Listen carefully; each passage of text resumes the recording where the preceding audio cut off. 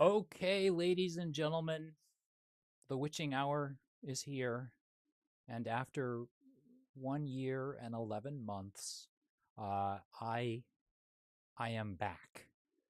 Not really sure how long I'm going to be back, but I'm hoping that it'll be at least for a while. Um, so I wanted to just say that it has been a long time, and I certainly appreciate you guys uh, sticking around for as long as you have. If you are not aware of who I am, then I'm kind of like confused about why you would be tuning in, because I don't know if YouTube would be sending this out to people that didn't already subscribe to me. So my name is Matt Yancik, and I used to run Manufactured Myth and Legerdemain, this channel, fairly regularly, usually on a weekly or biweekly basis. I would come out and I would do some streaming, and I would just have some fun. I had a really great time doing it. I think I started it during the COVID year, like many people did years ago, and I ran it for probably 3 or 4 something years. Oh, there we go. We have somebody. We have one of my best friends in the world. We have Steve Canaris in the chat, uh, which means that the chat is exploding. When I get one comment in the chat means that it is just the joint is jumping. Um, but at any rate, as I was saying tonight, I've been doing this. I was doing this for like 2, 3, 4 years straight. I have dropped off the face of the planet the last couple of years because I've been super busy just with things that have been going on in my life, which I may or may not get into a little bit, as a sort of precursor to what I'm here to kind of talk to you about. But I thought that for the first time in my life ever on YouTube, I would just do a hangout stream. Now, I'm not actually expecting anyone to show up for this thing at all. I have abused my the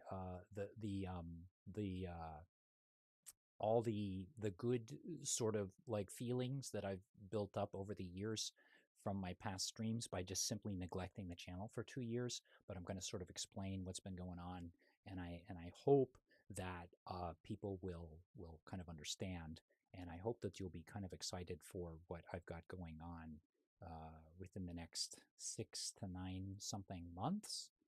Um, so for those of you that are have stuck around since the beginning, thank you very much. For those of you that are tuning in for the first time, I also very much appreciate that, more than you can ever understand. And for those people in the last year and a half or 2 years that have subscribed, even despite the fact that the channel has been effectively kind of dead, I really appreciate that as well. I had a lot of fun running the channel for those years. I met a lot of super cool creators, um, and one of the things I kind of learned from that, um, was how willing and how very giving a lot of those creators are. So no one on this channel has ever gotten paid for an appearance, and yet time and time and time again, I had authors and designers. I had cosplayers. I had creators of all shapes and sizes that were willing to come onto my rinky-dink little channel, um, and just chat. And I didn't always make it easy for them either. You may notice, and I'm not going to say like it's super fantastic, but because I'm just a one-man band over here, but I'm very like detail oriented, and I like timing things, and I like creating title sequences, and I like to have like smooth transitions and all of that stuff. I'm a fairly meticulous person by nature, which was one of the reasons why um, the channel got to be a little bit overwhelming at a certain point. And I've sort of made a oh, Steve, yes, Steve, I'm so sorry. Your checks are bouncing. Don't worry about it. I will have my lawyer talk with your lawyer. I'm sure it's going to be just fine. Um, but because I'm such a meticulous guy, I tend to like overdo all of my productions.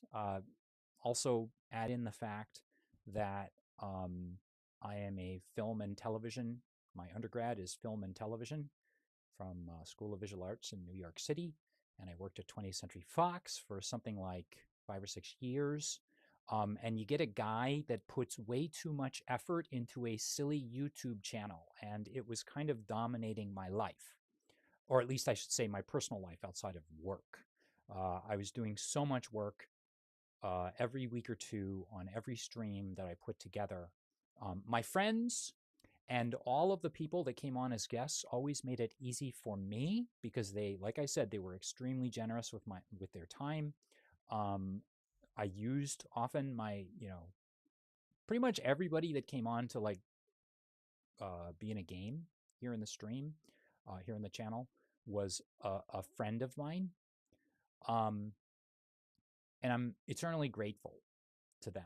It was very satisfying, particularly for someone like myself who puts a ton of effort like on the front end into getting a production done.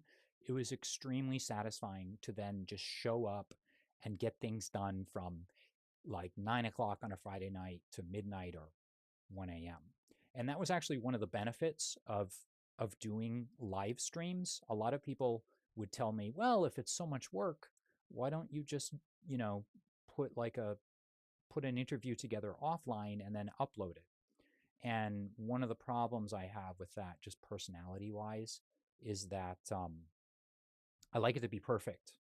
And if I'm just given free time with no limits, no schedule, I'll just keep editing and editing and editing and mixing stuff until I think it's perfect, and then I will release it like 1 year later. So the good thing about going live all the time was that it was live. It was just the show. I just did it. And whether it was ready or not, I had like 4 or 5 people that were depending on me, who had carved time out of their lives, taken a break from children, from wives or husbands or girlfriends or boyfriends or whatever, in order to help me out of the kindness of their heart, just do a silly role playing game on a Friday night.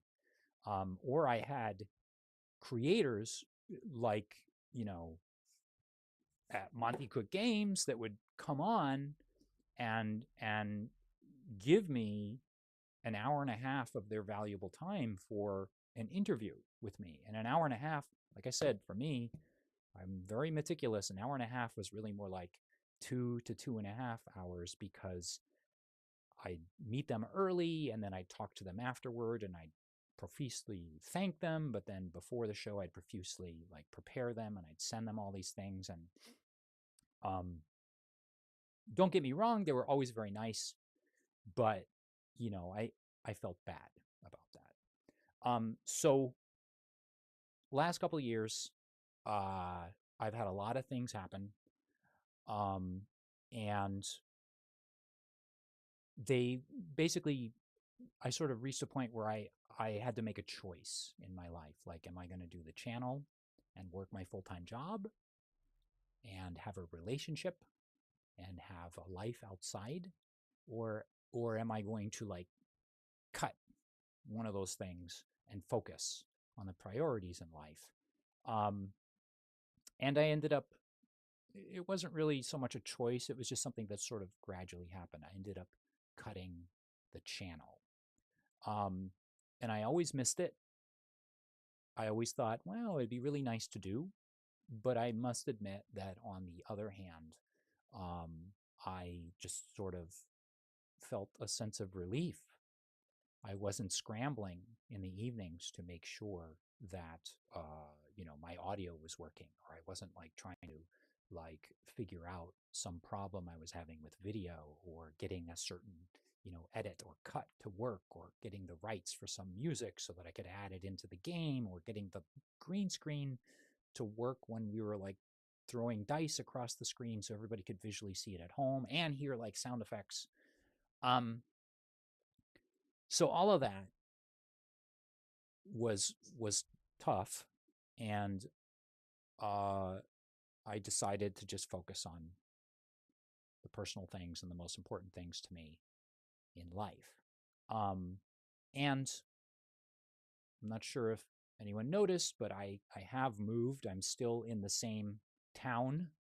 I'm still at the same job, but I've moved up in the world, and I've got a instead of a place on the second floor, I'm on the third floor, the top floor of a really nice little place in Cambridge, where I can kind of see out to the Charles, and I can watch fireworks when they do them for Patriots Day and all that. Um, and so there's that. Um, there's a few other things that have been kind of going on in my life. I ended a relationship about a year or so ago. That was tough for me. Uh, I also said goodbye to a friend that passed away last summer. One of my best friends since I was 12. Uh, that took a lot out of me. Um, and so I have been kind of busy in my personal life. Um, the thing, though, however, the real reason I dropped the channel, because this is going back 2 years now. Those things, those big things, those personal things happened a year ago. But the channel dropping was about 2 years ago. That happened because I started to develop a game. And like I was saying before, all of the people, the professionals that I had on the channel, the creators, were all really nice people, extremely inspiring, extremely kind to me. And many of them I continue to correspond with through email, and sometimes even in private. We play like games over Zoom, which is just like an amazing thing for me. I know that maybe a lot of you might be convention goers and you probably get to play with these creators all the time. But I'm a little bit more of a homebody. I don't get out that much, and for me, I enjoy the comforts of my home, and talking and playing and sort of discussing, hanging out with these creators and my friends who I've continued to play with kind of on the side, just private games that are not streamed, um, inspired me and kept me kind of going for these few years. And so I've kind of trickled. Oh, Bruce is in the house. Everybody dance. You don't want to see me dance. You really don't. How's it going, Bruce? Thank you for showing up. It's nice to have a few people in the chat, at least giving the appearance that it's like super busy. Bruce is actually someone that has inspired me as well. If you'll hold on for a second, you may have heard of Bruce. Bruce has created a game for DM Scotty McFarlane's Easy D6 system called Assignment Danger. And I could not, mention people that have inspired me without mentioning him with this. So 2 years ago, after a few fumbled attempts that I botched or that just sort of fizzled out, I decided that I wanted to try to develop something for Scotty McFarlane's Easy D6 system. And Scotty had been for a few years. No, don't even worry about it, Bruce. It's having your stuff. Just trust me. I'm trying to get the reflections not on the titles. Having your stuff, Bruce, has been a great inspiration to me, and seeing what you do has been. So a few years ago, I decided I was going to try to develop something for Scotty's Easy D6 system. And Scotty had been an inspiration to me for years before that. And in some ways, Scotty got me back into role playing here in my old age, because something like 11, 12 years ago, maybe around 2013, 2014, I discovered his crafting channel. And I hadn't played RPGs in years. It had been at least like something like 5-10 years since the last time I'd played. And Scotty is a guy of my generation. And it was fantastic to see all the cool stuff that he was doing, all the stuff that he was creating. And watching his channel got me into playing games again. Easy D6 does rule because it does have few rules. It really does. And what I like about Easy D6, so Steve is saying this in the chat, what I enjoy about it is how rules light it is. That shifts a lot of heavy lifting, if you think it's heavy, onto the GM, or in this case, the rabble rouser, as it's called in Easy D6. But I really enjoy that. Like, I enjoy sort of thinking on the fly and coming up with storytelling ideas on the fly. So I love that.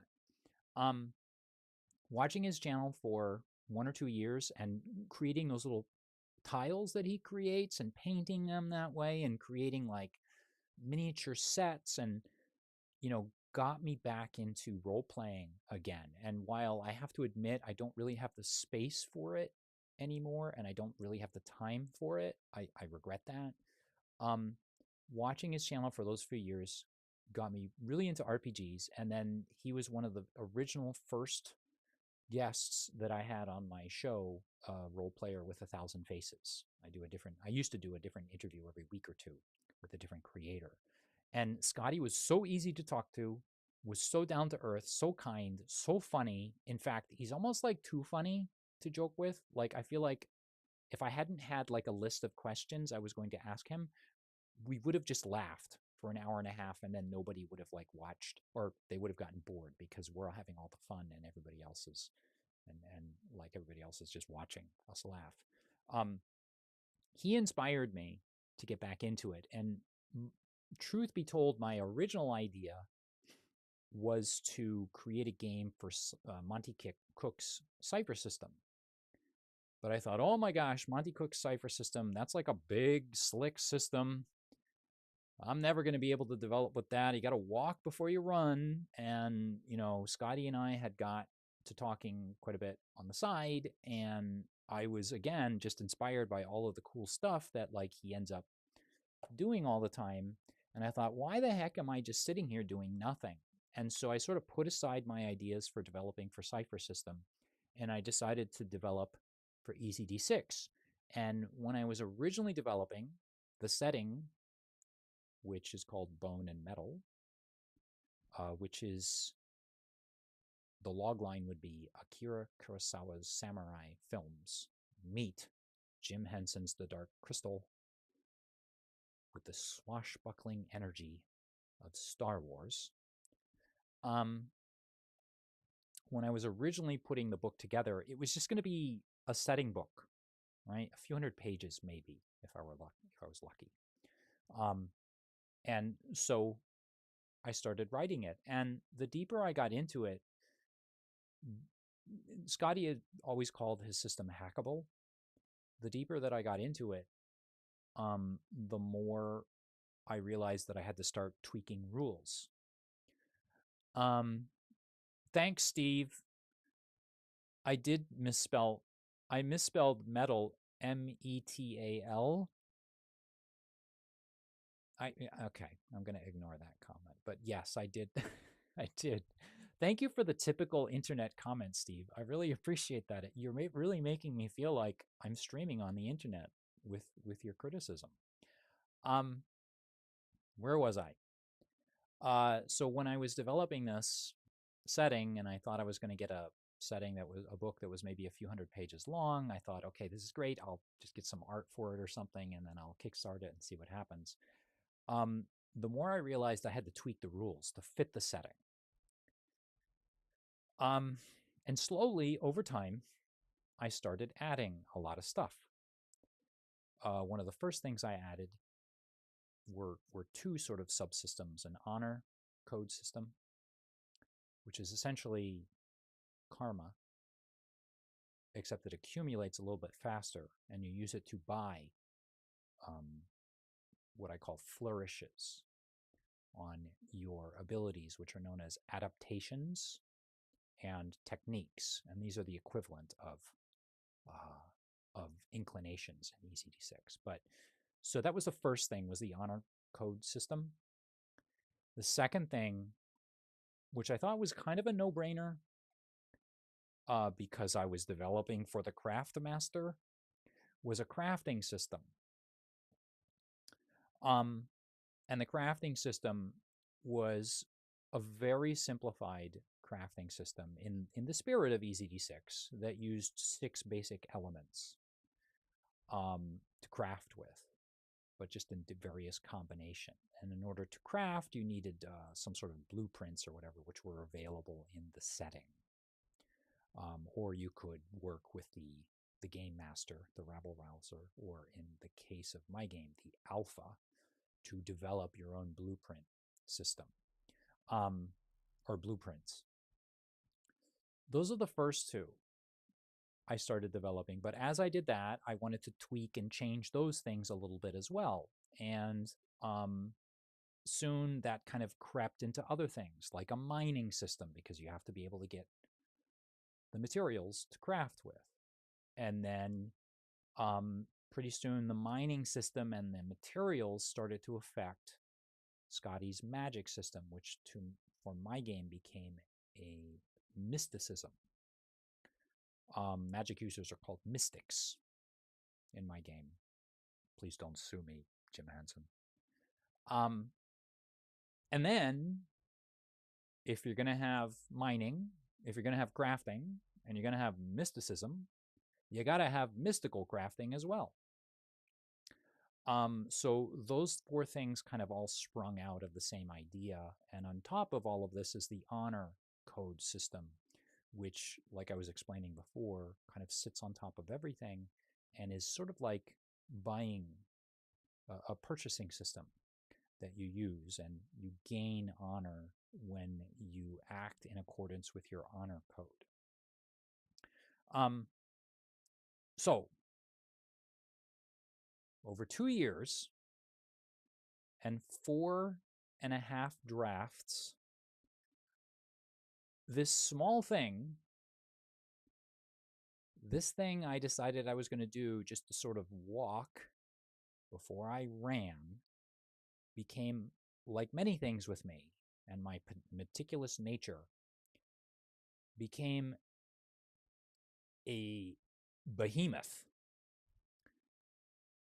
This, ladies and gentlemen, is the 4th draft,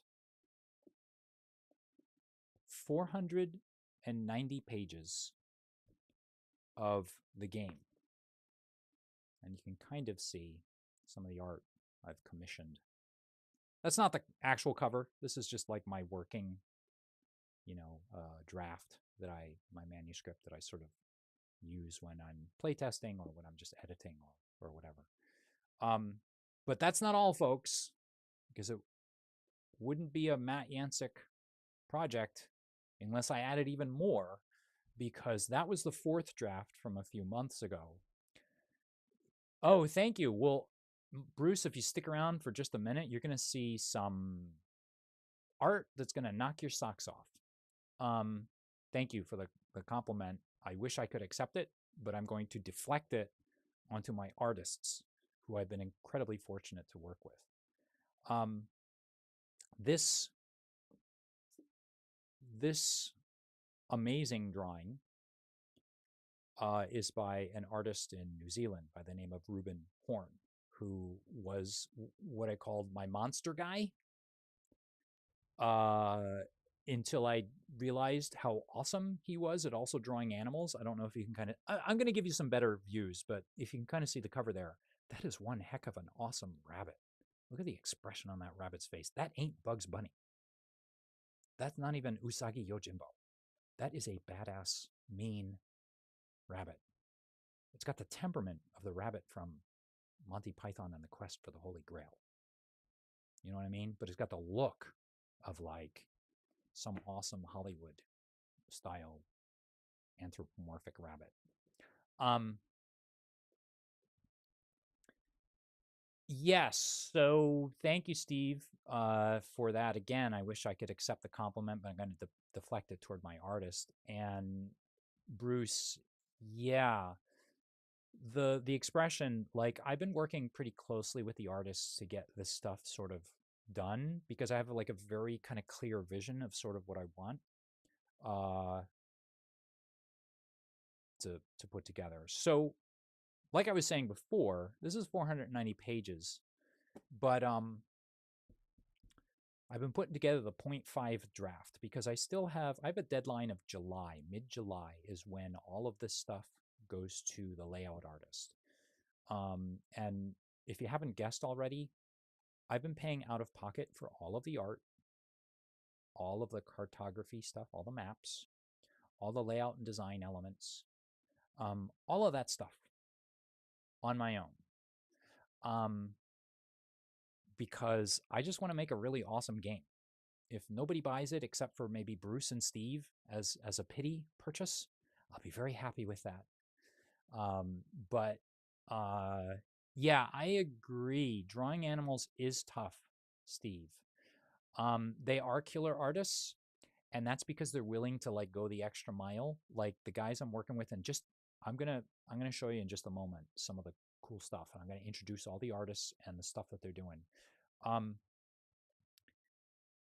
They're good, and they were really kind to me because they got excited about the project, and like out of nowhere they would like send me stuff and say, hey, how's this look? What do you think? Is this cool? Is this what you're going for? And I'm like, yeah. Or sometimes I would kind of nervously say, I'm not an artist, but I kind of pictured something a little bit different. And they were like, no problem, let me just try this. And they would move stuff around, change stuff, resketch, and they would just be like, they would just send something phenomenal back to me. So in a nutshell, just to let you know what the setting is, it takes place in a parallel universe, alternate history version of feudal Japan in approximately the early 1700s, about 120 years after 6 enormous alien artifacts have impacted with the main island of White Whisper in the island chain of Nikon, which is my version of feudal Japan. Raining crystal debris down on the planet Earth, URTH, and enveloping the Earth in an ashen cloud that blacked out the sun for 10-something years.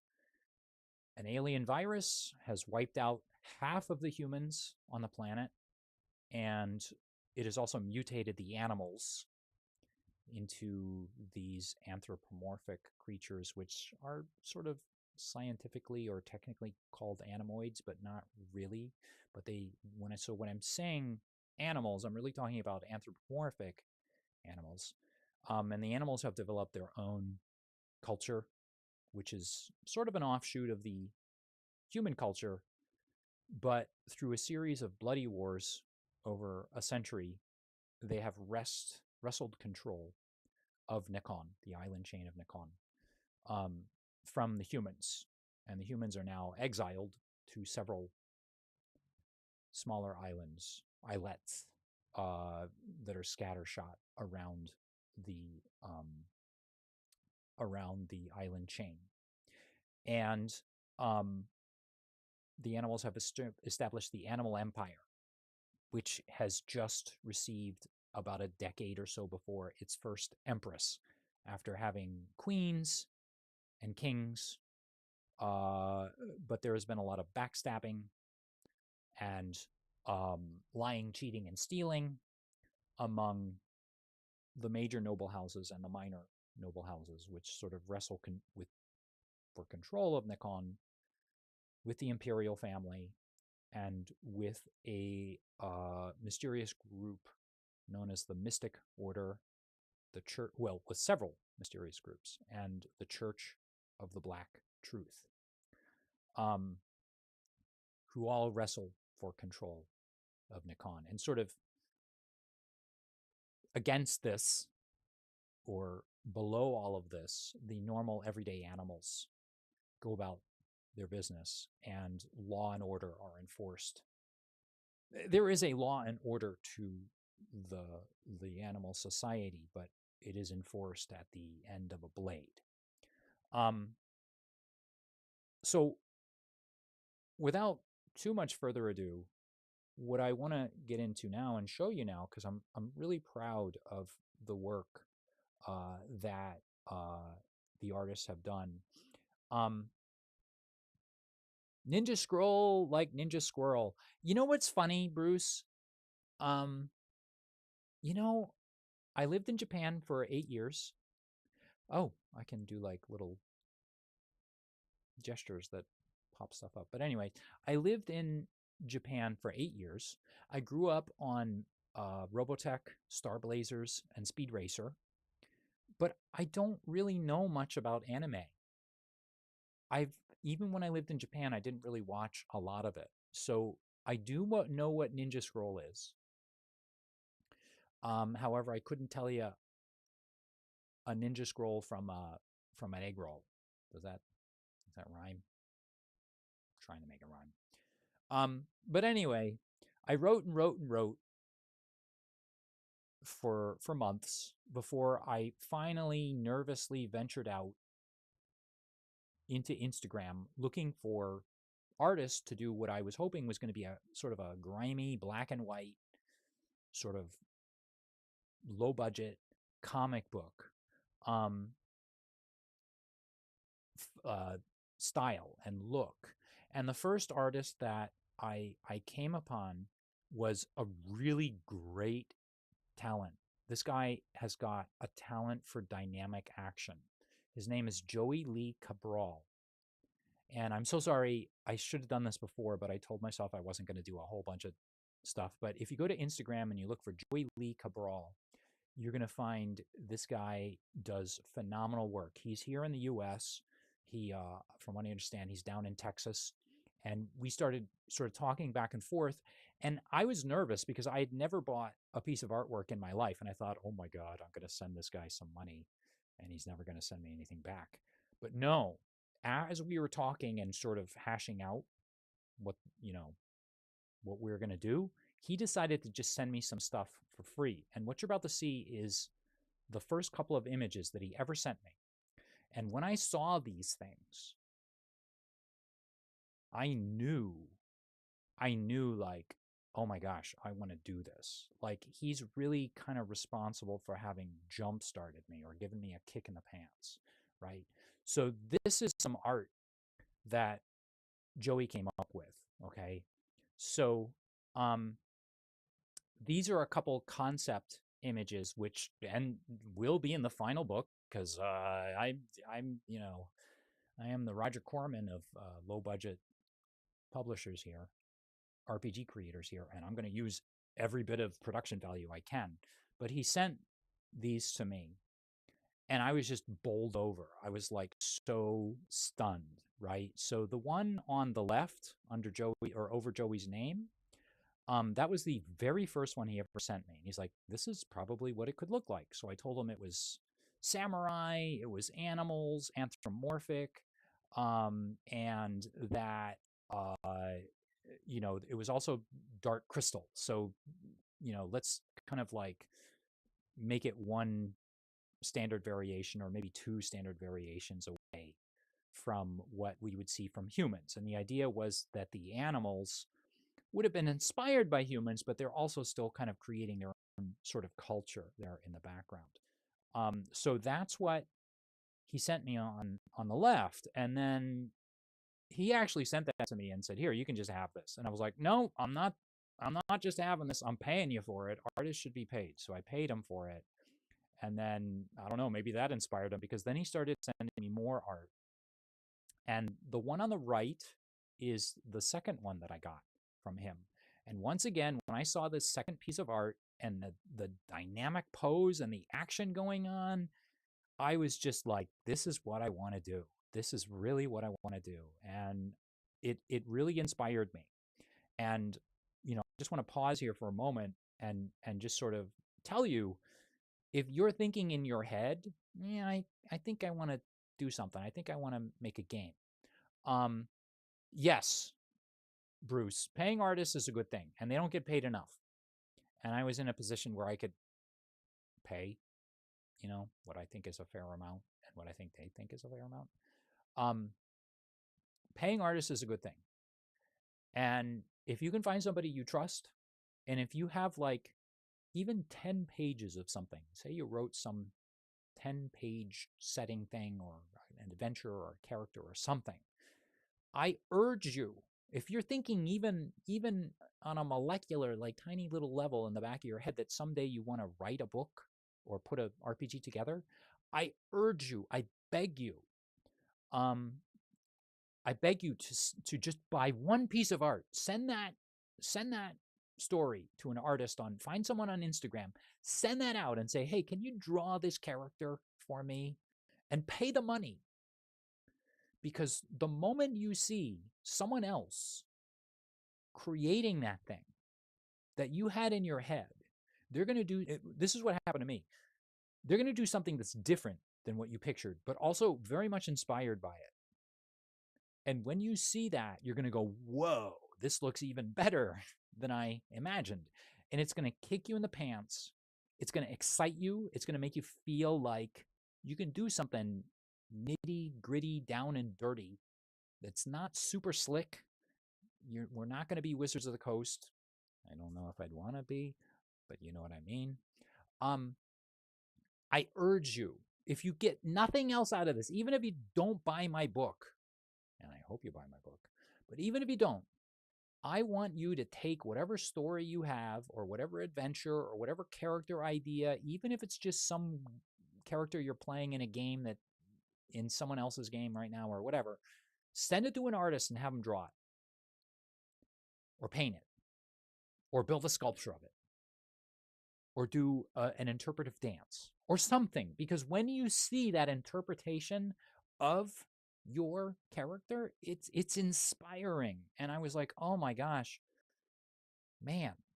So I had Joey working on those for a few months, and then I sort of realized that artists are human beings, and they are also doing this stuff on the side as well in their free time. And sometimes I sort of thought to myself, maybe I need to hire another artist. Maybe Joey's not going to do every single piece in a 500-page book. Maybe I should hire a second artist to do a few other things. So in my Instagram collecting, I had collected. Yeah, Steve. So Steve is saying that all the spot illustrations in Redbox D&D are burned into my brain since 1984. They will be forever my view of D&D fantasy. And yes, I remember, Steve, you said that when I had Jeff Easley on the channel. About 150 years ago, I had Jeff Easley on the channel. And I remember when you said that, and I remember it impacted him too. And the Kevin Long Riffs illustrations, yes, he also did Robotech, but yes, those Kevin Long in Riffs, those were fantastic. I agree. Like that particular style he had, it was like a glossy kind of style. Everything looked kind of chromish, but I love that. So after a while, I thought, okay, I need to get somebody else because I can't just like force Joey to quit his day job and leave his wife and his children and just draw my art all day. So I found another person. I went through Instagram and all my collection, because for years now, I've just been like bookmarking or like collecting all these artists, black and white artists that I really love and think would work well at the game. I found a fellow in New Zealand by the name of Reuben Horn who did this cover. Okay, he did this cover. And I first hired him just to do monsters because all the stuff that I saw on his Instagram was just monsters. And this is a little example of a couple of the monsters that he came up with. The one on the left is called the cod knuckler, the one with the kind of spine, the fishy looking one. And that's actually based on a creature, or actually on a food we ate for our yearly RPG excursion with my buddies, with people like Steve, to Cape Cod. We ate something called the cod knuckle or whatever, and I don't even know what it is, and I don't think I want to know, but it was tasty. So the one on the left is a cod knuckler. It's a fishy kind of creature that lives obviously in the water. And then the one on the right is what I called a crawling shadow, and it's sort of like this interdimensional creature that seems to have zero motivation and or not motivation. When I say motivation, I don't mean it sits around eating nachos all day and watching Netflix. I mean, it seems to have an incomprehensible motivation. You cannot figure out what it does and why it does it. And these things are like shadowy little creatures that sort of crawl around in the corners of the underground passages and alleyways, and they will do things that are completely mysterious, right? So I had Ruben start making monsters for me, and this is just an example of a few monsters that he came up with, and it was so fantastic to collaborate with this guy. H.P. Lovecraft based his mythos on his hatred of seafood? Seems caught in Innsmouth synchronicity? Really? Is that true, or are you just like pulling my leg? Is that true? That's not true. You're a liar. Bruce, you're a liar. I think, okay, but anyway, so, oh, hey, that's much better now. I just turned on my light. That's fantastic. See, I'm new to this just hanging out stuff. I don't know what I'm doing here. I guess you need lights when you stream, but oh well. Really? Why do you think Cthulhu is a calamari? Would I lie to you? I don't know, Bruce. Would you lie to me? I don't know. I'm not sure. Well, I know that Admiral Akbar is a Mon calamari. So stranger things have happened. So okay, all right, I'll believe you. He certainly looks like one. I know artists always base them on that kind of a look. But anyway, Ruben has been doing a lot of monsters, and I just send him stuff, send him ideas, because again, I have it all written out. What? Now, Steve, you're saying that H.P. Lovecraft had allergies? You are both lying. Are you guys like off having some private conversation where like, let's make up a bunch of stuff and make Matt think it's true and then embarrass him on his first ever Hangout stream? Maybe I think that might be what's going on here. You knuckleheads. But anyway, as you can see, Ruben did an awesome job with the monsters. And to be honest, at a certain point, he was so fast and so quick with his stuff that I just started sending him a lot of stuff. And he would always go above and beyond, like the Call of Duty. And you'll see some of the stuff that he's done coming up here, some of the scenes and things like that. But I'm still not done with all the artists yet because there's at least two more that I want to show you. So most recently, coming onto the crew is also to do kind of creature illustrations, or actually in this case, animal illustrations, is a fellow by the name of Juan Paulo Cagampan, who is working out of England. And he is a video game designer or conceptualist or something like that. I forget exactly what it's called, but if you know anything about like say Ron Cobb, who used to do a lot of like industrial design for like movies. Well, actually before he did movies like Aliens and things like that, he was an industrial designer that designed like a lot of stuff. He'd like design how a refrigerator looked, or work for the military and design how a future tank looks or whatever, and then they would sort of run with it. Um, Ron Cobb used to do a bunch of conceptual designs for people like James Cameron, and he would design, like big tanks and stuff like that. But at any rate, Juan Paulo, or Paulo, as he seems to prefer. Yes, it is a very international crew, and I haven't depleted the number of nations which I'm going to name yet, Steve. There's one more nation coming up after England. And to make it more international, Paulo is from the Philippines, but he lives in England.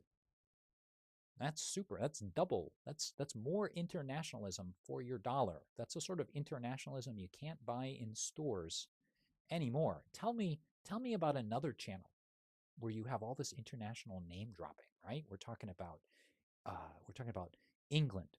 We're talking about New Zealand. We're talking about the Philippines, and we're talking about another country coming up here soon. So anyway, Paulo, let's take a look at what Paulo's been doing, because I think you're going to love that too. So this is a really awesome example of a couple creatures that, or I'm so sorry, I keep calling them creatures. I'm so used to writing target creatures, the target creatures, the target creatures over and over again in my editing. But here's a couple animals that Juan Paulo came up with. And as you can see, they rock. They are ridiculous. No one in Latveria, Bruce. I'm so sorry about that. Nothing in Latveria, but thank you for asking. Here's a copy of our home game. Enjoy. There is a Canadian in the chat. That's right. That's right. Well, is it one or is it two? Don't we have two Canadians? I don't know. Who knows? Anyway, Bruce, weren't you from? Why do I feel like you're in Canada? Why do I feel like that? Steve, are you talking about Bruce or are you talking about yourself? You know, it's true. This is a super international. This is a very, very, this is extremely international. See, we're bringing the world together through this game. How could you not? How could you not play this game? Different species all coming together, different people from different countries. How could you not play this game? But anyways. Oh, okay. One currently there, one by birth. Right. So Steve by birth. Anyway, back to Paulo. On the left, you see like an awesome. He did like a really cool version of a rabbit, and I was a little worried that it was a little too cutesy, and I asked him to sort of anger it up a little bit. And he came up with a really nice like image of a rabbit. This rabbit actually happens to be I have 6 archetypes in the game. I have a shadow, which is kind of like a ninja. I have a blade, which is basically a fighter. I have a storm, which is like a barbarian. I have a oh my gosh, I can't believe I forgot what it's called. I have a hunter, which is what the rabbit is, and I have a, oh my gosh, how ridiculous! Oh, a sentinel, which is kind of like a paladin, and then finally I have a mystic, which is a magic user. The one on the left is a hunter rabbit, and then the one on the right is a simian sentinel, as you can kind of see by their poses. And again, Paulo is just like phenomenal. Bruce, you asked, what do the animals eat? Well, this has been a difficult question for me to answer for several years now, because I don't want to make them seem like cannibals that eat their own kind. But let's just say this. There are some that believe in hunting the lesser unevolved form of standard animal, and there are those that abstain because they don't want to eat a relative. So they do. Some of them hunt, some of them do not. So good question. But anyway, the rabbit on the left is a hunter, and I sort of designed the hunter would be my version of a ranger, but it's a very different kind of version of a ranger. I've always liked rangers. I think they're really cool. I know that they get like kind of a bad rap, But, for years I always sort of like, yeah, Soylent Green is rabbits. It's made out of rabbits. It's made out of rabbits. Um, Eric Whitmer's resume. My calamari. Okay. I haven't gotten a sea creature yet. Not quite as far as yeah, Eric is in the house. I haven't gotten any sea creatures as far as the animals go yet, but anyway, so my version of the ranger is called a hunter, and I'd always pictured a ranger basically as like Aragorn style. Like I bought a long pipe because I wanted to smoke it, and a few years ago I tried smoking it on my birthday, and it was awful. It was just awful. I was just inhaling like just smoke. It was terrible. I was very disappointed. I thought I would just smoke it like once a month or something. I'd listen to music, or I'd sit in the back, like in the corner of my home, like staring out the window in the night, listening to like soft, like deep music, and I would smoke the pipe like Aragorn and like sip at some whiskey or something. Now, I'm not like a pipe smoker. I'm sorry to say. Um, so my version was thinking of Aragorn, but I'll be truthful here. Uh, One thing I really liked about um, Rangers, and the one I really, really, really pictured them as, was more like Hawkeye, the Deer Slayer from The Last of the Mohicans, uh, leather stocking tales. And so I read a bunch of these like when I was a kid, and they're like really cool, like adventure novels when you're like 13 years old. Um, now they're not, they sort of lost their luster for me now, but I still do enjoy the idea of um of like a ranger in the Hawkeye style, like Hawkeye or Uncas or Chingachuk. The thing that really sold it for me though was Michael Mann's version of Last of the Mohicans. I don't particularly love the whole film, but what I love is his interpretation of that. And so I wanted a hunter to feel like Hawkeye or Uncas or Chingachuk and their fighting style. And so, again, this kind of goes with the idea that the deeper I got into the setting, the more I started tweaking the rules. Um, so, at any rate, we're still talking about art. Now, last but not least, I have an artist from the great nation of Scotland, underrepresented Scotland. If you've seen Train Spotting, good for you. They're Scottish, not Irish. But anyways, um, I found a fantastic artist and cartographer by the name of Saga Mackenzie. And she's just like fantastic. Fantastic. I just send her a bunch of stuff and I say, hey, this is what I'm kind of looking at. This is what I'm thinking. What do you think? Sends me back, here's what I can do. Boom, boom, boom. And very dependable artist, super happy with their work. And when you see their stuff, this on the left is an example, or is, a 3/4 view of the island chain of Nikon. And right there you can see, like in the center is White Whisper. And there are 5 other islands which are occupied currently by exiled humans, a species of aliens, and then by separate factions, other factions of animal cultures, societies that have been at war with. Everyone needs a cartographer on retainer. Yes, even more so perhaps than a lawyer. Oh, Bruce, if you like these maps, I'm just showing you 2 maps. I got maps out the wazoo, and I forgot to put them in the stream, but I've actually got 3/4 views of at least a dozen, or maybe even 15 or 16 different neighborhoods, right? So Saga created that sort of 3/4 view of the island chain on the left, and then on the right is the capital city of Shadow Mountain City, the name of which may or may not change, but I don't think it's going to change. I don't think so. Shadow Mountain City is the capital where the Imperial Palace and the Temple of the Mystic Order is located.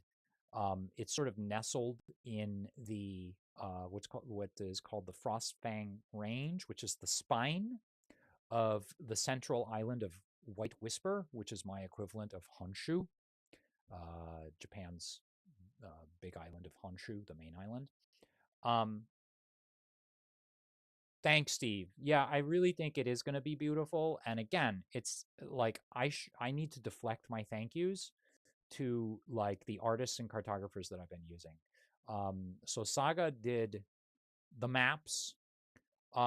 She also did, and I didn't put them in here, but she did the layout and design elements, like the little like the ribbons and things like that. The they go up and down the side, and like the header and the footer. And you're gonna see that in just a minute because I have some stuff. Um, but just fantastic. And just to give you a view of some of the scenes, and I have like a dozen and a half or so of these, but some of the scenes that are going to go in to punctuate like the big chapter stops and the chapter breaks. Here's a few things that were done by Joey and by Ruben. So the one on the left is actually one of the earliest ones that was done by Joey. And it was actually really cool to do that one because he and I were online together and we were chatting through Zoom, and he was drawing on his iPad through Zoom with me. And it was just the coolest thing I'd ever done. And I felt like super humbled. I was like, he's like, what do you think? And I'm like, it looks really cool. I think it's really, really great. He's like, should I change anything? And I'm like, no, don't change anything. He's like, no, come on. Tell me what to change. What should I change? And so we just sort of collaborated back and forth, and he did 99.99999%. And I said, why don't you move that like 2 pixels to the left? And he's like, wonderful. And I did it. And he did it. The one on the right is by Ruben. And I just asked for something simple. I was like, can you give me like a cross a horse with like a Giga-esque alien and then put a cat on top? uh, and make it cool. Oh yeah, and then there's a bunch of dead bodies at the bottom, like monsters and creatures. And I didn't think he was going to go nuts like he did, and he went nuts, and he just went full throttle. And I was like, dude, and it was like the biggest. It was like one of the first scenes I got like a year or so ago. And because every single piece of art is just awesome, all I could say to myself was, dude, you drew the cover. Which I can say is actually not true because they've all drawn so many cool things, they could all be the cover. That was a couple of the scenes that came through, but then I got another one. This is another cool one, and this is the one that I was showing earlier, that Ruben had done. And I just said, look, give me a rabbit and a fox with knives at their throats like in a John Woo standoff, and I want a bunch of fire in the background. And he went nuts, and he gave me this. Like just an insane amount of hyper detailed work.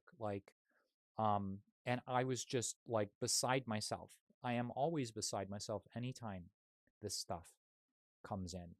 And it's just so exciting to see. It's just so awesome to see. So this is what.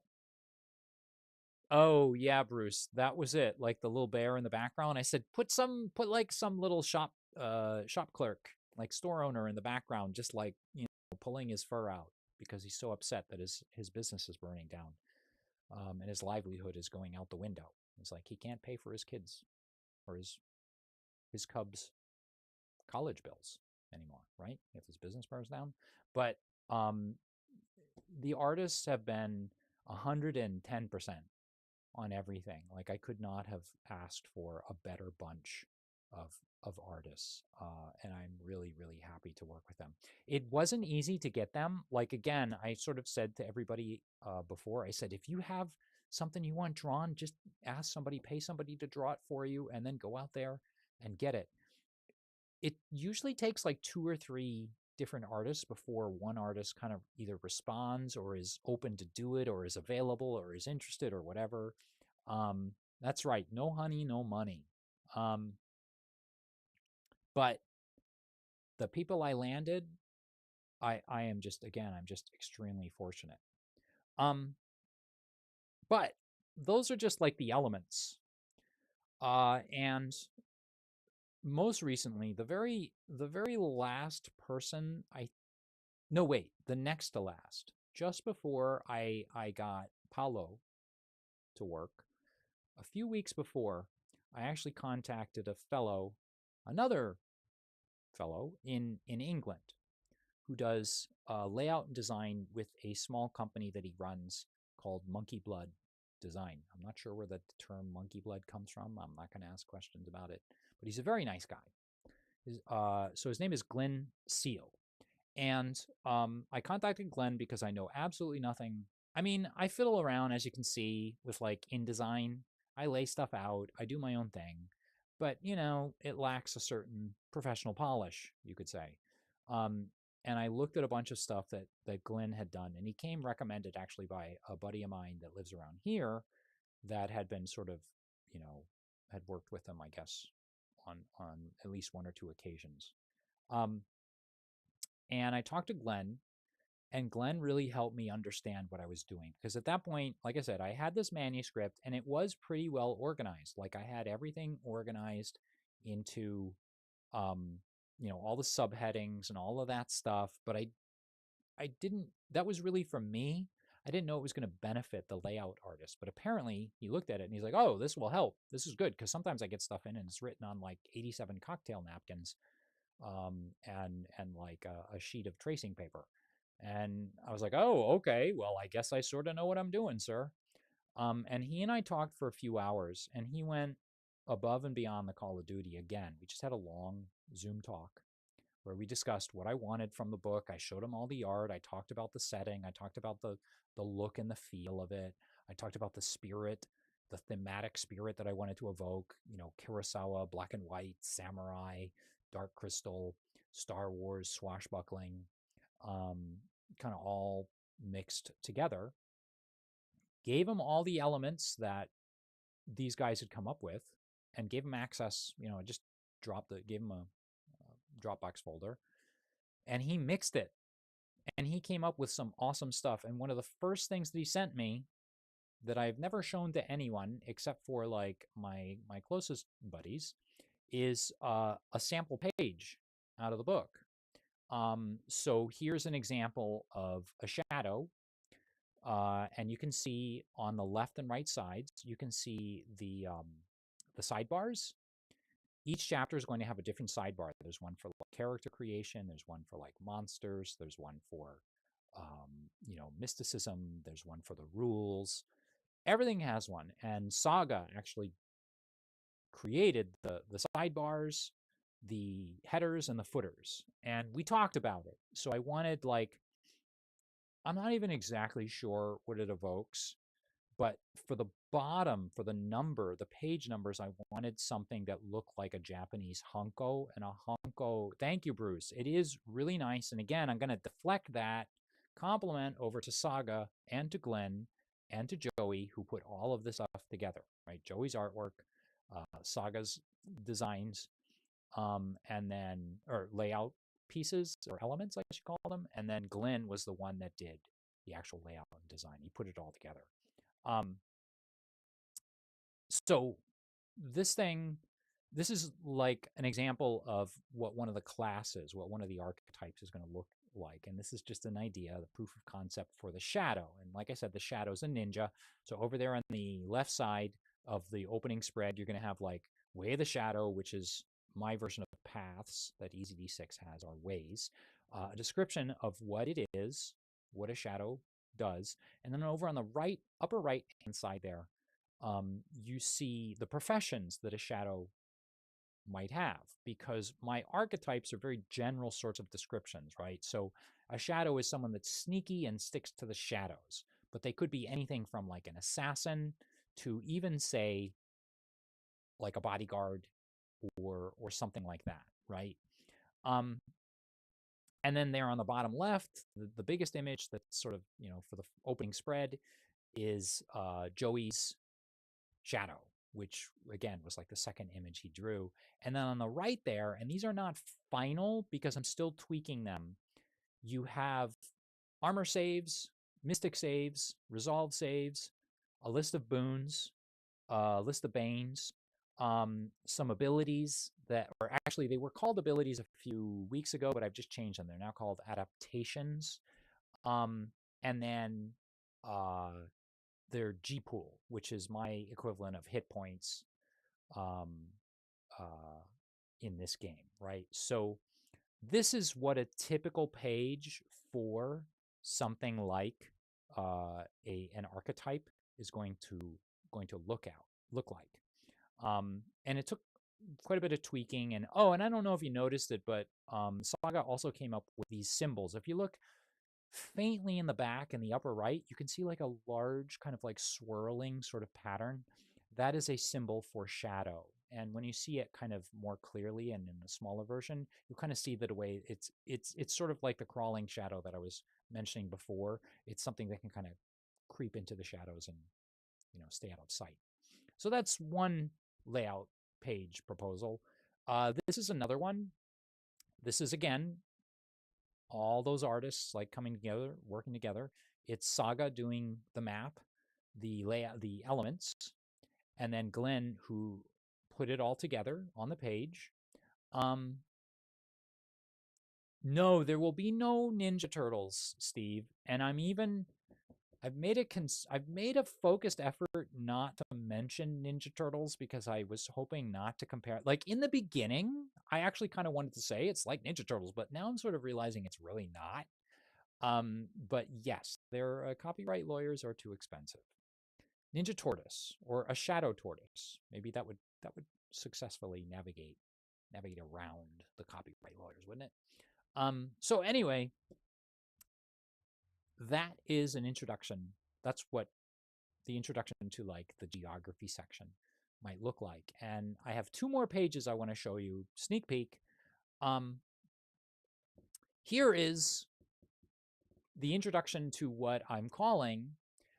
So rather than monsters, what Nikon has are mutations and monstrosities. So mutations are typically animals that have been, or humans that have been turned into creatures of some sort that are related to the world. So they kind of grow out of the world. The impact of the alien artifacts and the alien virus and the strange mist and the ashen cloud that sort of hangs over the earth.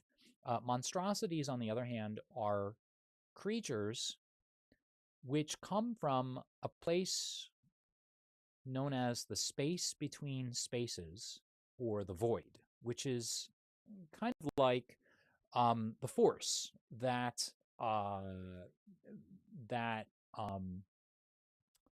is used as a source of magic in this world, which I call mysticism. And the space between spaces and the void are actually the bending of time and space. So mystics in my world are not so much magicians as they are able to access and see the space between spaces where which is kind of like the structure that undergirds our elemental reality, our material reality. And so what mystics do is they enter into, or they can kind of control the space between spaces, access the code that sort of unlocks the universe, and then modify it or hack it a little bit and then change it. So when, all of this stuff is kind of not really, but it's in my fictional world sort of based in like real concepts.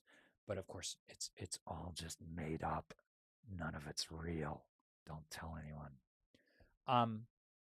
So that is what a monstrosity is. That's the difference between the two. Oh, thanks, Bruce. Yeah, thanks for tuning in. I'm probably ending in 5 or 10 minutes anyway because I'm getting tired, and an hour I think is more than enough for anyone to have to take of me. But yeah, thank you very much for coming by. I appreciate the support, and again, you guys should check it out. Assignment Danger. Bruce made this for Easy D6. He's got a lot of supplementary stuff that he puts out a lot of the time related to it as well. So definitely check his stuff out for sure. But thanks for stopping in, Bruce. I really appreciate your support and you coming on.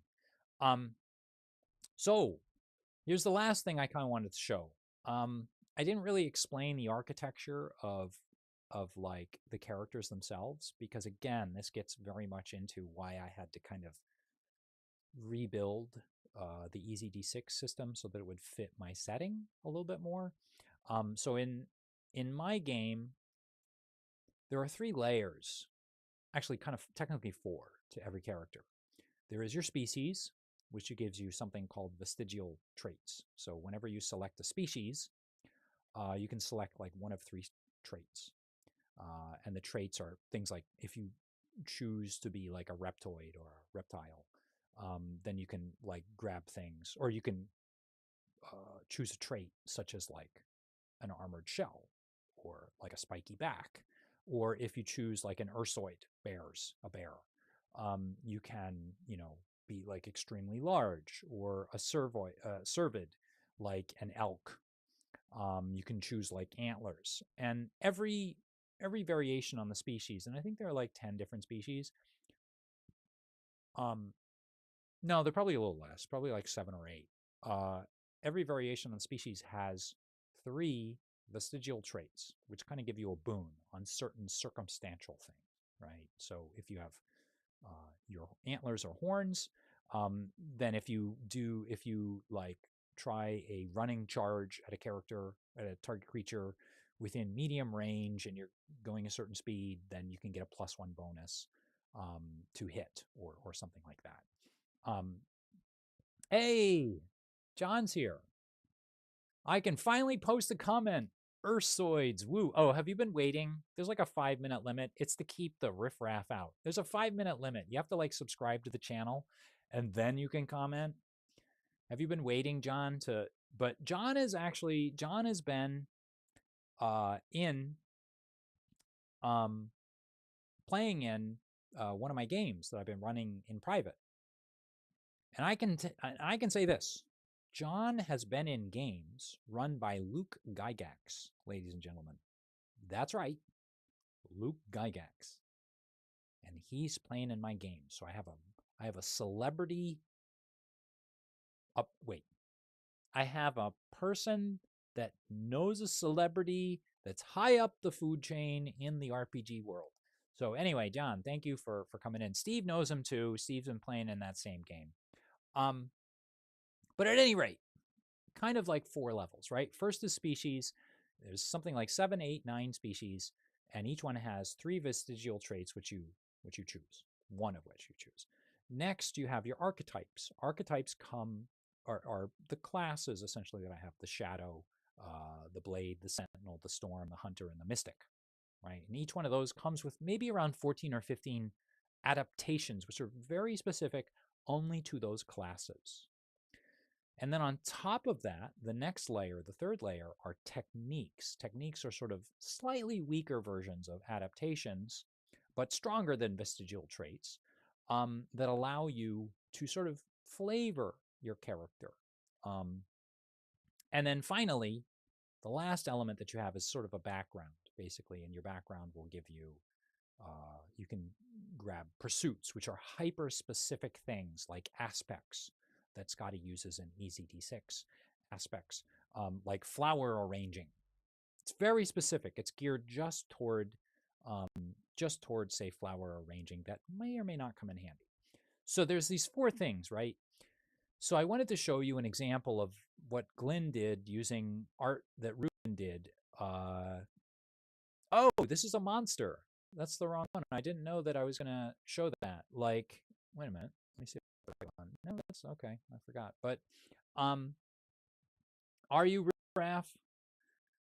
I don't know about that. You are not riffraff in my book. Anybody that will, well, I don't know. Anybody that will put up with me for 4 to 5 hours of gaming has got to have a strong a cast iron will. Let's just say that. But anyway, thank you, John, for showing up. This is I was thinking I was about to show you what the species page looked like, but I forgot that I swapped it out at the last minute. This is an example of what a monster spread will look like. And this creature is an anima engine, which is essentially a kind of a crystal, I guess you would call it a droid in a way, that is essentially built by mystic engineers as a like a as an assistant. And anima engines are fairly common in the world, uh, and there are many that have kind of gone rogue and are out there basically kind of on their own. Um, this is not finalized, but it's basically what I'm still trying to figure out. We're still trying to figure out like what we're gonna do as far as like the stat blocks go and all of that stuff.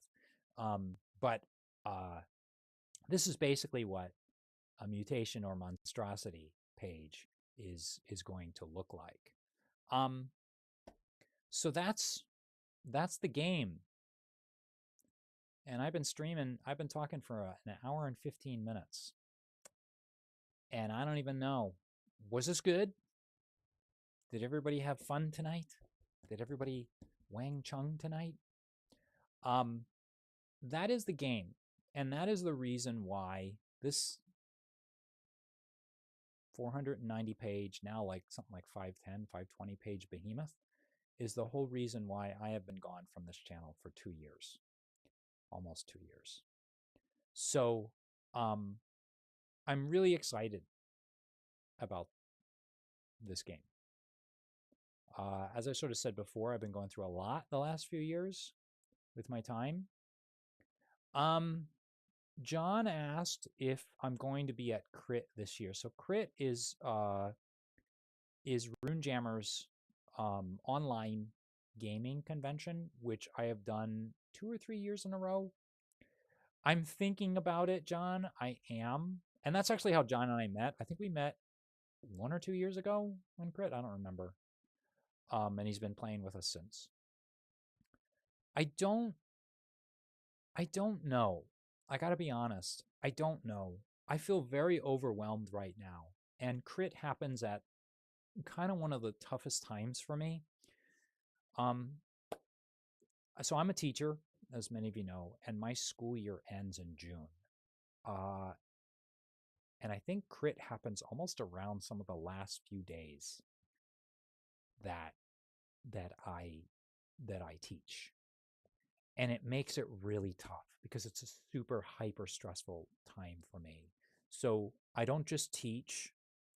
Well, I mean, I teach, but I also run like the school's play, which I am literally starting tomorrow. I run the play, and the play usually happens around that time as well. So I don't know. It's a tough call. They're really nice to me about it, and they often let me join in like at the last minute because they know that I get hyper stressed by all of it. We will see. We will see. One of the things I really want to do is I want to promote it, but you know, creation is my strong suit, and promotion is not always my strong suit. So I I don't know. I would really like to, and I enjoy meeting new players, and obviously John is one of the players that came out of that. Like I never would have met John if I had not been, and like a bunch of other guys there too. Probably like 12 other people that I talked to from those games. We'll see, John. That's a very long answer to just sort of say we'll see. I'm just not sure. So at any rate, I talked for a long time about what I'm doing. I'm hoping to do these sort of hangout streams maybe once every couple weeks, or maybe even every week. Maybe, I don't know. Maybe I would hope that they will be a lot shorter, but we'll see. We'll see how it goes. I'll let you know, John. I will let you know for sure. I'll let you know if I'm running. I appreciate it. I will let you know. I was actually thinking of maybe giving the game to a few people to run themselves. Like I thought about giving it to Steve and asking Steve to run a game for me. But I wouldn't, you know, definitely be as like a big favor to me, and I would owe him big time for that. But we'll see. Anyway, I'm hoping to do more of these streams, so it means that if I do them more regularly, I don't have to like summarize everything that's been going on in my life, and I can just talk about what I'm currently working on. Because like today, for example, all I did was work on like the magic system.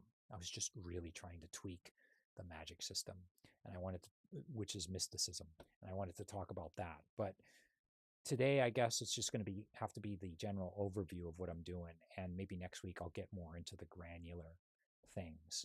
I'm really tired. Haven't eaten dinner. It's been really nice to talk to 3 buddies that I haven't talked to in at least 24 hours through the stream. Maybe next time, hopefully next week, if I do this next Sunday, maybe I'll just put it up. I'll be like my mom, just put it on the calendar. No matter what, come hell or high water, it's just going to happen, right? So maybe tomorrow or the next day I'll just put it on the calendar, another stream at 7 p.m. next Sunday, and we'll see who shows up. But at any rate, thank you guys very much. If you're watching this in the future, which is current Matt's past, thank you for watching it in the future. I hope it's been entertaining for you. Please watch this space, because when it does go to Kickstarter, and it will go to Kickstarter probably in August or so, maybe September. And the odd thing about Kickstarter is, for me anyway, or BackerKit, is that it's basically going to be done when it goes to Kickstarter. So you get like a PDF within a week or two. And then the hardcover book, I think, drive-through takes like a month or so to print.